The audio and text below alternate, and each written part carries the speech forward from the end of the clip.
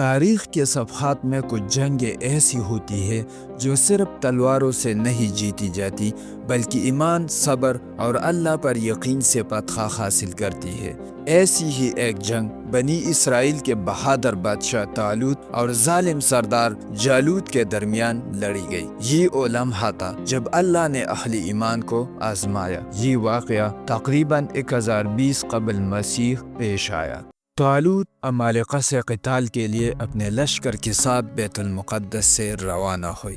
80,000 بنی اسرائیلی ان کے ساتھ تھے۔ اس زمانے میں جالوت سب سے زیادہ طاقتور شخص تھا۔ اس کی ہیبت ایسی تھی کہ وہ اپنے لشکر سے آگے نکل کر دشمن کو شکست دے دیتا تھا۔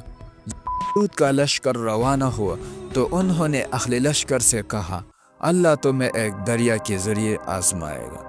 جو اس دریا سے سیر ہو کر پی لے گا وہ میرے طریقے پر نہیں، اور جو صرف 1-2 چلو کے سوا نہ پیے وہ میرے طریقے پر ہوگا۔ 4,000 کے سوا باقی سب نے دریا سے پانی پی لیا۔ ان 4,000 افراد نے ہی دریا عبور کیا۔ باقی 76,000 لوگ دریا پار نہ کر سکے۔ جنہوں نے پیٹ بھر کر پانی پیا وہ پیاس میں مبتلا ہو گئے، اور جنہوں نے صبر کیا انہیں پیاس نہ لگی۔ جب طالوت اور مومنوں نے دریا عبور کیا اور جالوت کو دیکھا تو ان میں سے کئی بولے، آج ہم جالوت اور اس کے لشکر سے لڑنے کی طاقت نہیں رکھتے۔ 3,380 لوگ واپس چلے گئے۔ طالوت کے ساتھ صرف 313 مومن باقی رہ گئے۔ وہی تعداد جو بعد میں غزوہ بدر میں نبی صلی اللہ علیہ وسلم کے اصحاب کی تھی۔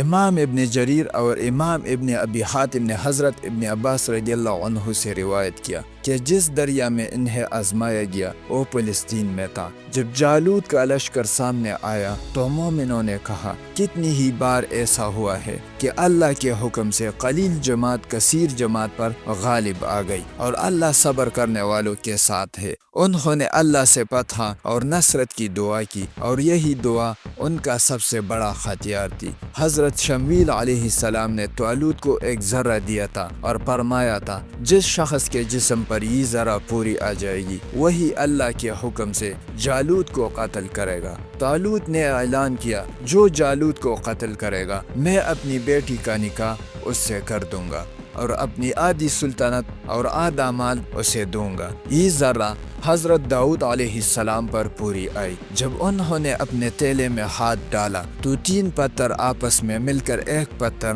بن گئے۔ حضرت داؤد علیہ السلام نے وہ پتھر منجنیق میں رکھا۔ اللہ نے فرشتوں کو حکم دیا، میرے بندے داؤد علیہ السلام کی مدد کرو۔ جب داؤد علیہ السلام نے اللہ اکبر کہا تو فرشتوں اور حاملین عرش نے بھی تکبیر بلند کی۔ جالوت نے جب یہ آوازیں سنی تو وہ گھبرا گیا۔ ہوا تیز ہوئی، فضا اندھیرے میں ڈوب گئی اور جالوت زمین پر گر گیا۔ حضرت داؤد علیہ السلام نے پتھر پھینکا جو سیدھا جالوت کی پیشانی پر لگا اور آر پار ہو گیا۔ جالوت موقع پر ہی ہلاک ہو گیا۔ یہ منظر قرآن مجید میں بھی اس طرح آیا ہے، وَقَتَلَ دَاؤُدُ جَالُوتَ۔